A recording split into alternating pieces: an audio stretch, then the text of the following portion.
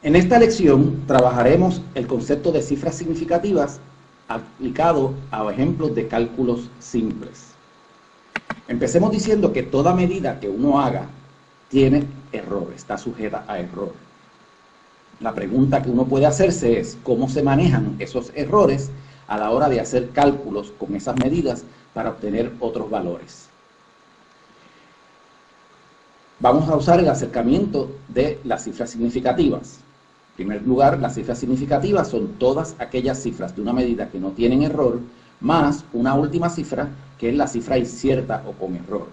Si cuando hacemos una medida como una medida 12.44, presumimos que esas primeros tres cifras, el 1, el 2 y el 4, que sigue el punto decimal, son cifras ciertas y que la última cifra es la cifra incierta o sujeta a error. Eso quiere decir que esta medida contiene 4 cifras significativas. El número de cifras significativas de una medida es una cantidad importante porque la vamos a utilizar para el manejo de los cómputos. Otra cosa importante es el lugar decimal en que aparece la cifra incierta. En este caso, la cifra incierta aparece en el lugar de las centésimas, es decir, en el segundo lugar después del punto decimal. Con esto en mente, podemos tomar una medida, digamos que 12.44 representa la masa en gramos de un material.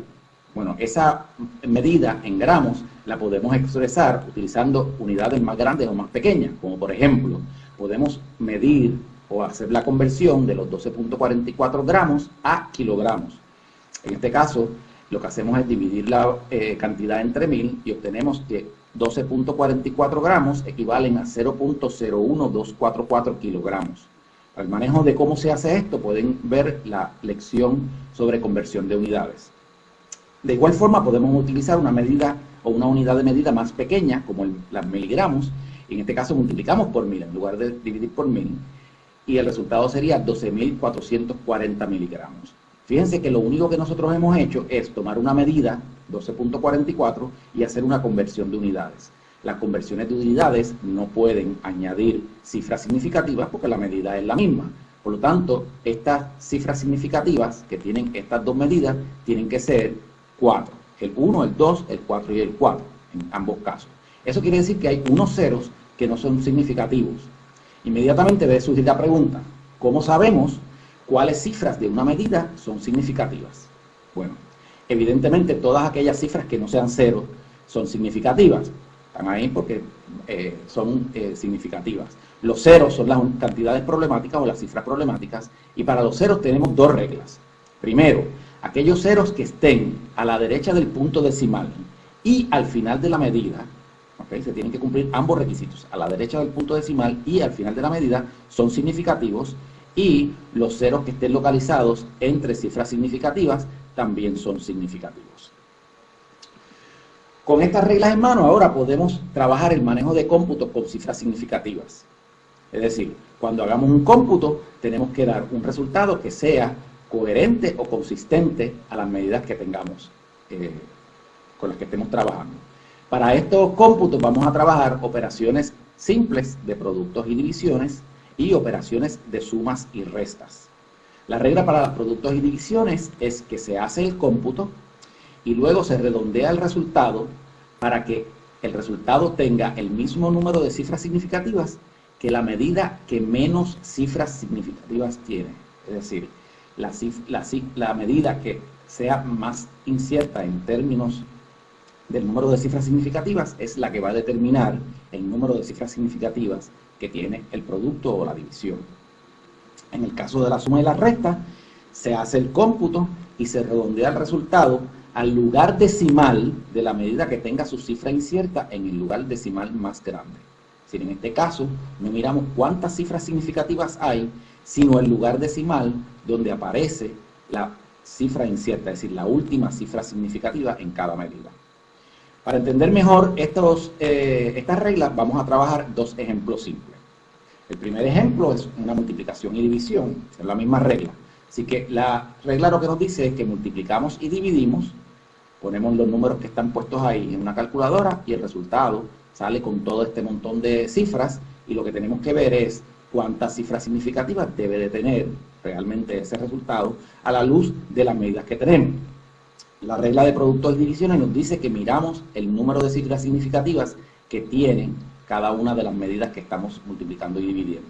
Así que empezamos con la primera medida, 2.451, tiene 4 cifras significativas, porque hay 4 cifras que no son ceros, por lo tanto todas son significativas. En el caso del 0.03612, los primeros 2 ceros no están al final del número, por lo tanto no son significativos. El 3612 sí son significativos, por lo tanto esa medida también tiene 4 cifras. En el caso del 1.1640, el 0 aparece al final del número y está a la derecha del punto decimal, por lo tanto es una cifra significativa. Esta medida tiene 5 cifras significativas, los 2 1, el 6, el 4 y el 0. Finalmente tenemos 1.26 que tiene 3 cifras significativas, y siendo esta la medida que menos cifras significativas tiene, eso quiere decir que nuestro resultado debe tener también 3 cifras significativas. Así que vamos a mirar este resultado. La primera cifra significativa de este resultado es el 6. Los primeros 2 ceros, por no estar al final del número, no son significativos. Así que ese 6 es significativo. La segunda cifra significativa es el 0, porque el 0 está entre el 6 y el 3, que serían significativos, por lo tanto ese 0 también es significativo, sería nuestra segunda cifra significativa. Y finalmente llegamos a la tercera cifra significativa, que es el 3, es decir, nuestro resultado debe llegar hasta ese 3, pero como la cifra que sigue al 3 es un 6, un número mayor que 5, pues se efectúa un redondeo y el 3 se convierte a 4, y obtenemos nuestro resultado final, 0.0604, que está expresado a 3 cifras significativas, igual que la medida que menos cifras significativas tiene, que es el 1.26. Vamos a ver ahora un ejemplo de sumas y restas. En este caso tenemos las sumas que se indican ahí. Fíjate que en el caso de la suma, la regla es que no miramos cuántas cifras significativas hay, sino el lugar decimal de la cifra incierta o lo que sería la última cifra significativa de cada medida. Empezamos con el primer número, 2.451. Bueno, primero hacemos el cálculo, ¿verdad? Sumamos y el resultado es 4.91112. Ahora vamos a ver las cifras, la cifra incierta en cada una de las medidas, empezando por el 2.451, que aparece en el tercer lugar decimal, es decir, en el lugar de las milésimas.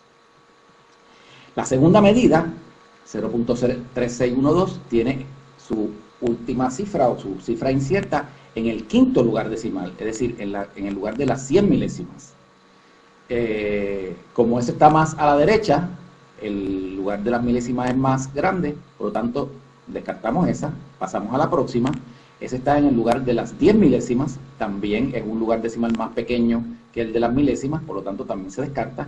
Pasamos al la siguiente medida, al 1.26. El 1.26 tiene su última cifra significativa o su cifra incierta en el lugar de las centésimas, y como el lugar de las centésimas es un lugar decimal más grande que el de las milésimas, pues entonces hasta ahí es que debemos llegar. Fíjense que básicamente lo que hacemos es miramos las cifras significativas que hay y la que aparezca más hacia la izquierda, esa es la que determina a dónde se redondea. Eso quiere decir que nuestro resultado de 4.9112 debe redondearse al lugar decimal de las centésimas, es decir, el primer 1. Como la cifra que sigue a ese primer 1 es otro 1, un número más pequeño que 5, pues simplemente descartamos esos valores y nos quedamos con 4.91, que es nuestro resultado final. Espero que esto aclare el manejo de las cifras significativas para dar los resultados al número correcto de cifras significativas. Es bueno destacar que cuando nosotros tengamos operaciones combinadas de sumas, restas, multiplicaciones y divisiones, seguimos las reglas de operaciones, y cuando terminemos de hacer un tipo de operación, usamos la regla correspondiente a esa operación para hacer el redondeo, y luego proseguimos con las siguientes operaciones. Esto concluye nuestra